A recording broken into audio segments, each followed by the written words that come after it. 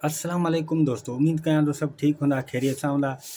पेश ख़िदमत आहे 16 एल्बम नाज़ प्रोडक्शन यादि तुंहिंजी ईंदी आहे मूंखे पहिरीं परदेस में। काफ़ी माण्हुनि खे इहा ख़बर बि न हूंदी आहे त हीउ जो कलाम हले थो पियो त इन्ही एल्बम जा ॿिया कलाम बि सुठा हूंदा। हा बिल्कुलु सुठा हूंदा, पर कहिड़े एल्बम में हूंदा? हिन में नाज़ प्रोडक्शन जो एल्बम नंबर 16 ही कारो वॻो यारो, सॼण साईं मिठा माण्हू, अहिड़ा ज़बरदस्त कलाम हिन एल्बम में आहिनि। ऐं मूंखे पंहिंजी राय ज़रूरु ॾींदा त हीउ 1997 में आहे या कंहिं ॿिए साल में रिलीज़ थियल आहे। ऐं हिन खां पोइ आहे 17 नंबर, हीउ बि 1997 में रिलीज़ थियल आहे। ऐं हिन एल्बम जा तमामु मशहूरु कलाम आहिनि, ज़रे ज़रे ॾिन भेणा ऐं अची दीदार करायो जानी, जहिड़ा ज़बरदस्त कलाम। हुन खां पोइ आहे हीउ 18 नंबर, हीउ बि 1997 में आहे। बिस्मिल्लाह कयां बिस्मिल्लाह, अॼु तोखे आंदो अला, जाम ॾींदो वञु लहंदुसि पिरीअ खे ॻोल्हे, जहिड़ा ज़बरदस्त कलाम हिन में मशहूरु आहिनि। हुन खां पोइ आहे हीअ 19 नंबर, असां तुंहिंजे प्यार लाइ आयासीं दीदार लाइ, ॾिसी तुंहिंजी बेरुखी वियासीं मायूस थी, तो में इहा उमेद कोन हुई, जहिड़ा ज़बरदस्त कलाम। हा छा त कयो सिंगार।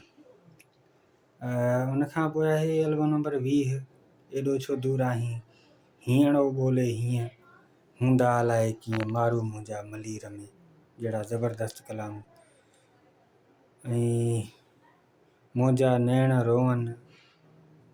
ऐं उन खां पोइ आहे 21 नंबर 1998 में, फुरे फुरे वियो दिलि सुहिणो हिकु, तोखे दिलि जो ॾेई वेठासीं, पियो हाणे निभाइणो, मुंहिंजे महबूब खे वञी चयोसि हिकु ॾाढी लॻी आहे, जहिड़ा ज़बरदस्त कलाम हिन में।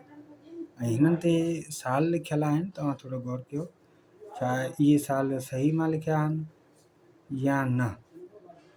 ख़ासि करे इन लाइ वीडियो ठाहियो आहे, तव्हांखे कलाम बि कुझु ॿुधायां थो पियो ऐं साल बि। 1998, जॾहिं दिलि घुरई मूं ॾे हलियो अचिजांइ, मुंहिंजी जे सिक लॻई मूं ॾे हलियो अचिजांइ, ज़बरदस्त एल्बम आहे। मूंखे केॾो रवारियो थी, राज़ी आ रब जेसी ताईं।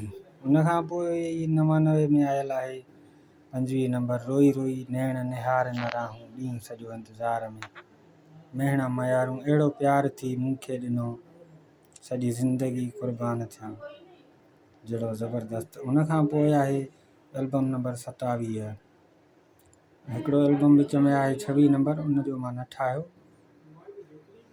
है तूं नसीबनि में न आहीं मां वास्ता वधायां छो, ज़बरदस्त एल्बम आहे। पाण नाहे कबो प्यार थी वेंदो आहे, इश्क अखड़ियुनि मां इज़हार थी वेंदो आहे। पंहिंजी राय ज़रूरु ॾींदा मूंखे कमेंट्स में।